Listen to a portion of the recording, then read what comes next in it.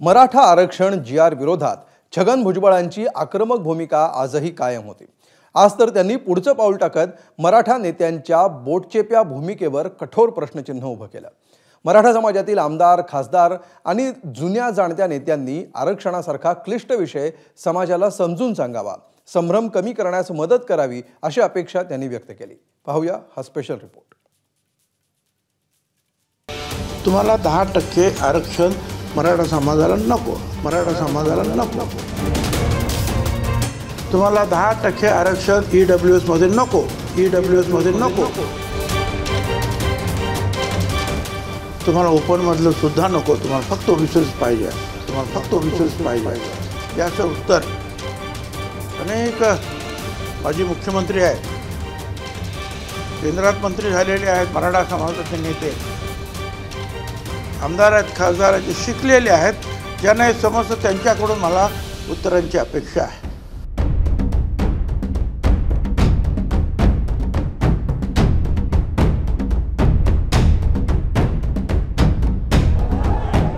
मराठा आरक्षणासाठी एवढं मोठं आंदोलन झालं,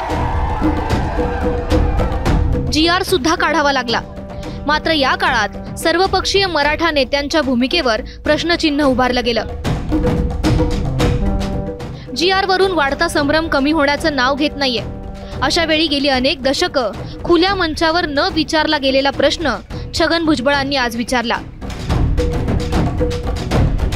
मराठा समाजाला आरक्षण नेमकं कसं हवंय? कोणत्या प्रवर्गात गेलं तर मराठा समाजाच्या तरुणांचं भलं होण्याची शक्यता जास्त आहे? हा प्रश्न त्यांनी मराठा समाजातील जुन्या जाणत्या नेत्यांना, ज्यांनी कधी ना कधी आमदार, खासदार, मंत्री, मुख्यमंत्रीपद भूषवलं, स्वतःला समाजाचा कर्ता धर्ता म्हणून मिरवलं, अशा मराठा राजकारण्यांना विचारला। केंद्रात मंत्री झालेले आहेत, मराठा समाजाचे नेते, आमदार आहेत, खासदार आहेत, शिकलेले आहेत, ज्यांना हे समजतं त्यांच्याकडून मला उत्तरांची अपेक्षा आहे। ज्यांना काही समजत नाही, अशिक्षित आहे, माहीत नाही, त्यांच्याकडून मला ह्या उत्तराची अपेक्षा नाही। माझी विनंती आहे त्यांना, तुम्ही व्होकल व्हायला पाहिजे, तुम्ही बोलायला पाहिजे की बोला, आम्हाला मराठा आरक्षण सुद्धा नको, आम्हाला EWS सुद्धा नको, आम्हाला ओपनचं सुद्धा नको, आम्हाला फक्त ओबीसीचं पाहिजे, बोला ना ते। खरं तर भुजबळांचा रोख ज्येष्ठ नेते शरद पवार, माजी मुख्यमंत्री पृथ्वीराज चव्हाण अशा विरोधी पक्षातील मराठा नेत्यांकडे होता हे स्पष्ट दिसत होतं। पण आम्ही सत्ताधारी मराठा नेत्यांनाही भुजबळांचा प्रश्न विचारला। मराठा नेता म्हणून जे आपली काय भूमिका आहे? माझी काय भूमिका नवीन थोडी आहे। ही माझी भूमिका राज्याच्या सभागृहामध्ये, विधानसभेमध्ये जाहीरपणे केलेली आहे। माझी भाषणं आजही YouTubeवर आहेत, ती बघा आणि माझी भूमिका स्पष्टच आहे, काय चुकीचं आहे? भुजबळांच्या आक्रमक भूमिकेमुळे महायुती सरकारमध्येही अस्वस्थता दिसू लागली आहे। मात्र त्यांनी उपस्थित केलेल्या मुद्द्यांवर प्रतिवाद न करता कस लागणार हे सुद्धा जाणवत होतं। जे काही केलेलं आहे मराठा समाजासाठी, ते ओबीसी समाज किंवा अन्य समाजाचं नुकसान होऊ नये आणि होता कामा नये ही भूमिका डोळ्यासमोर ठेवून आम्ही काम केलं। एका समाजाला न्याय देताना दुसऱ्या समाजावर अन्याय होऊ नये ही आमच्या सरकारची भूमिका कालही होती, आजही आणि उद्याही राहील। कॅबिनेटमध्ये ते प्रश्न मांडत असतील, कारण या अगोदर मी सुद्धा मंत्री म्हणून काही वर्ष काम केलं, तेव्हा भुजबळ साहेब माझ्या बाजूला बसायचे। हे खरं आहे की ओबीसी समाजासाठी आग्रही भूमिका नेहमी ते मांडायचे, आत्ताही कॅबिनेटमध्ये ते मांडतील, पण आत्ता त्यांची भूमिका जी आहे त्यावर तेच जास्त प्रकाश पाडू शकेल, कारण सरकारची भूमिका जी जाणवते ती स्पष्ट आहे आणि मुख्यमंत्री महोदयांच्या अनेक मुलाखतीमधूनही ती भूमिका स्पष्ट झाली आहे की ओबीसी बांधवांच्या आरक्षणाला सुईच्या आग्रा इतकाही धक्का लागणार नाही। छगन भुजबळ यांनी जुन्या मराठा राजकारण्यांना प्रश्न विचारले खरे, पण त्यांनी मनोज जरांगेंना टोमणे सुद्धा मारून घेतले। शिकल्या सवरल्या मराठा नेत्यांनी आरक्षणाबाबत भूमिका समजावून सांगावी अशी अपेक्षा केली होती। मनोज जरांगेंनी प्रतिक्रिया दिली नसती तरच नवल। शब्दांची बचत न करता जरांगेंनी भुजबळांना भरभरून उत्तर दिलं।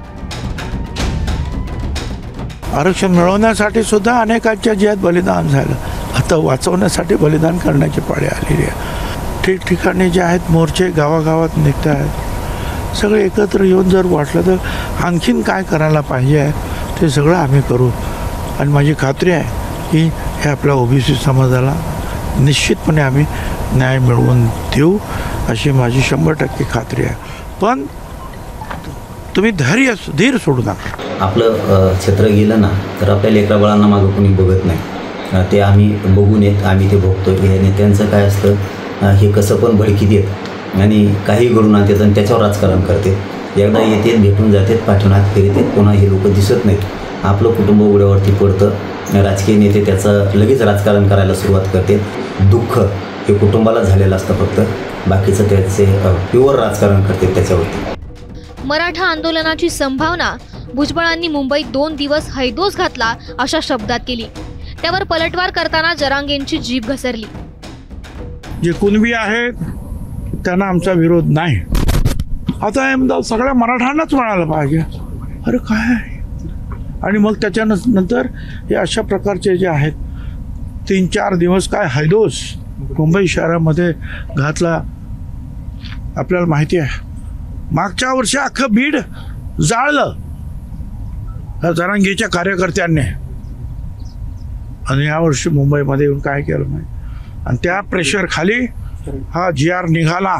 ग्रामीण महाराष्ट्रातले पोरं गेले, खरं मालक ही आहेत मुंबईची. बाकीचे पाहुणे आहेत तिथं आलेले, त्यांना दाखवलं. त्याला गोंधळ म्हणतो का? याला जर परंपरा आपली संस्कृती कळत नाही धर्माची, ती आपले खेळ येतं.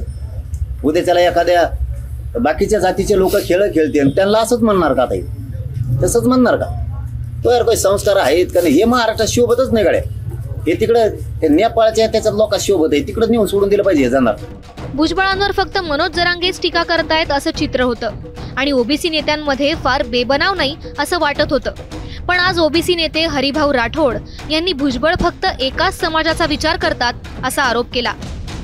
भुजबळ साहेबांना हेच सांगत होतो की हे घेतल्याशिवाय राहणार नाही. आज भुजबळ साहेब सांगतात की लोकशाही आहे इथे, जरांगेशाही नाही. जरांगेशाहीच आली भुजबळ साहेब. जरांगेशाही आहे महाराष्ट्रामध्ये, लोकशाही नाही आहे. तुम्ही म्हणता जरांगेशाही नाही आहे, जरांगेशाहीच आहे. आणि म्हणून आता तरी भुजबळ साहेबांनी थोडा अभ्यास केला पाहिजे. काय कुठला फॉर्म्युला सांगतो हरिभाऊ राठोड? अरे ओबीसीचं मी नेतृत्व करतो गेले 25-30 वर्ष भुजबळ साहेब. तुम्हाला भटकेमुक्त माहीत नाही. तुम्हाला छोटा 12 बलुतेदाराचं नाव तुम्ही घेत नाही कधी. तुम्ही सुद्धा एका समाजाचेच नेतृत्व करताय. मराठा समाजातील नेत्यांनी फक्त राजकीय नफा तोट्याची गणितं न बघता समाजाचं प्रबोधन करावं. आरक्षणासारखा क्लिष्ट विषय समजावून सांगावा. त्यातील कायदेशीर अडचणींवर प्रामाणिकपणे मंथन करावं अशी भुजबळांची अपेक्षा आहे. तसं खरंच झालं तर राज्यातील वातावरण आणखी गढूळ होणार नाही, जातीजातीतला विखार वाढणार नाही हे नक्की. समाजाच्या जीवावर मोठे झालेले नेते हे आव्हान स्वीकारतील का, हा खरा प्रश्न आहे. नाशिकहून मुकुल कुलकर्णी आणि लातूरहून विकास मानेसह संदीप रामदासी, एबीपी माझा, मुंबई. एबीपी माझा, उघडा डोळे बघा नीट.